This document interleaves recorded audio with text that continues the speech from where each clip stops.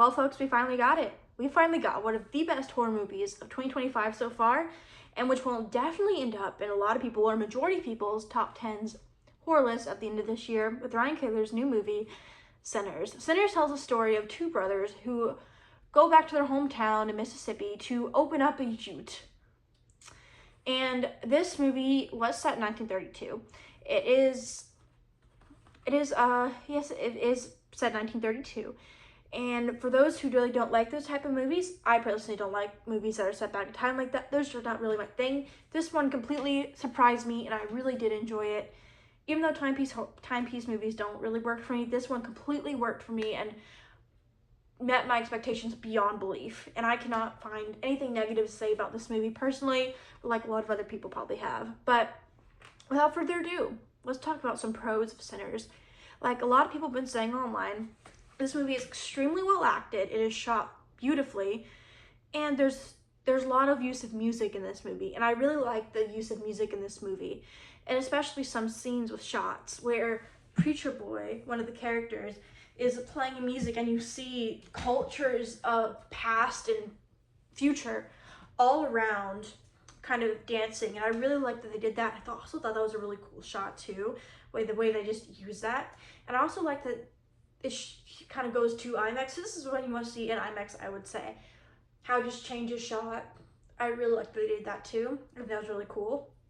And the music in this movie is also really great. You know, it is blues music. I grew up in Louisiana. I'm from the South. But I do want to say this music soundtrack is great. It is well acted. It is shot beautifully. Even the characters, so you also really good character development from them, and you get introduced to them. And the story is also pretty great in this one as well. You have a good setup to kind of beginning to end, and it wraps up by the end pretty well. Now there is a after credit, like a mid-credit scene, so I would say stay throughout the credits, y'all. You don't want to miss that scene because I think it wraps up pretty well. It is loose ties. But all these great things I said about this movie, which are extremely true, and a lot of good things to say, how these analogies and all of that. And I do think the vampire action we get in this one is pretty cool. I do like the vampire action. Look, the vampires are pretty cool. And the gore, I think, it's not bad in this one at all, by any means, what necessary. But let's talk about some spoilers. I also want to say this movie is very surprisingly very sexy as well.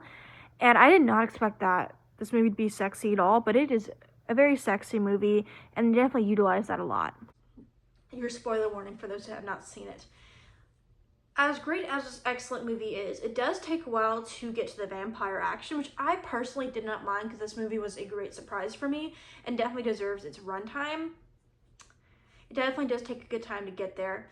But one thing I do want to say, this I still cannot understand, is there's a scene towards the end where one of the brothers, forget which one, there was a woman that previously died. I cannot remember her name on top of my head right now, but there was a baby, and it shows Preacher Boy. So I don't understand that scene completely at all.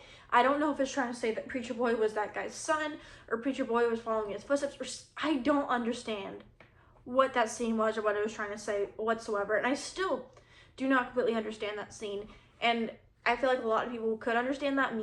It is completely crossed my mind. I don't understand the baby. I don't get it. I don't understand that at all. But that's the only thing that confused me about this movie at all.